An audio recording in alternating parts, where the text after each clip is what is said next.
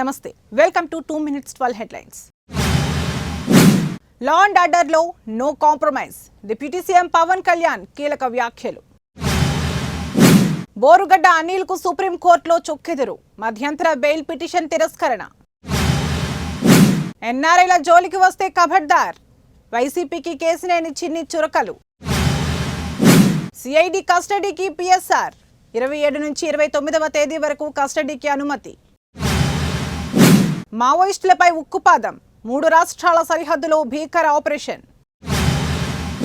ప్రముఖ సామాజిక కార్యకర్త మేధా పాట్కర్ అరెస్ట్. ఢిల్లీ పోలీసుల అదుపులో సామాజిక కార్యకర్త. భగవద్గీత ఫోటోతో పాకిస్తాన్ కు ఇండియన్ ఆర్మీ సందేశం. పహల్గాం దాడికి ప్రతీకారం తప్పదని హెచ్చరిక.